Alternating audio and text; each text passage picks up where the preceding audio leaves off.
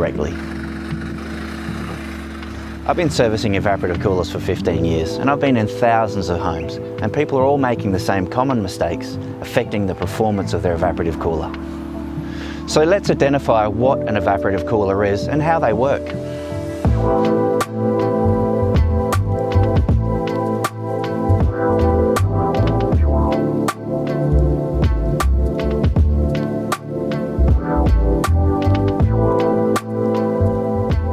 So now that we've established what evaporative cooling is and where it's located, let's talk about how they actually work. They generally just have a fan motor, this draws in the air, and then they have filter pads.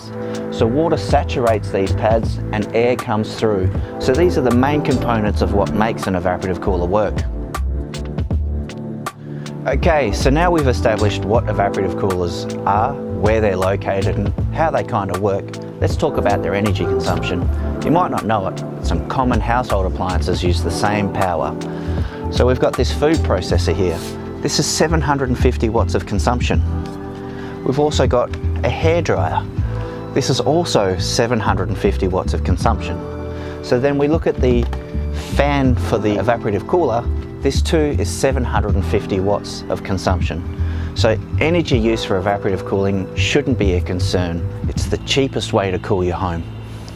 It's also important to note that fan motors come in all different sizes. They range from 315 watts all the way up to 1500 watts. It really depends on the size of your home.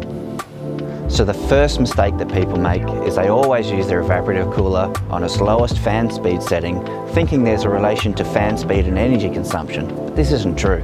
So we recommend that you try turning your evaporative to its highest setting and then back it off if you start getting cold. So, we've touched on what's going on the outside with your evaporative cooler.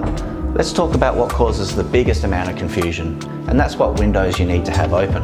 With evaporative cooling, air has to get out as quick as it's coming in, so you need the right amount of window space open.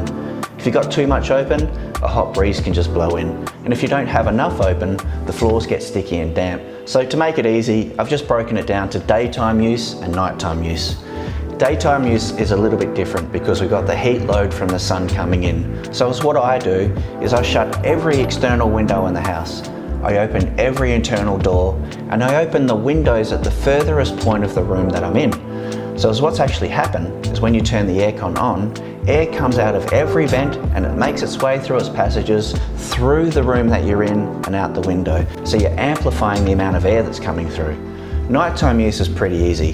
The sun's gone down, there's no heat load, so it really doesn't matter what windows you've got open. You can do whatever you like. After you've tried these methods, if your evaporative cooler still isn't working, there's a good chance it just needs a service, which is something that we can do. During the service process, we often find that filter pads have worn out, the pump's not working, or the solenoid's not letting in water. These are all crucial to the effect of the evaporative cooler. We specialise in servicing and repair of all the major brands: Coolbreeze, Breezeair, Braemar, Cellair, Bonaire, Brivus, just to name a few. So go to our website, All Skills Evaporative and Gas. You can see our full price range and you can also make contact with us.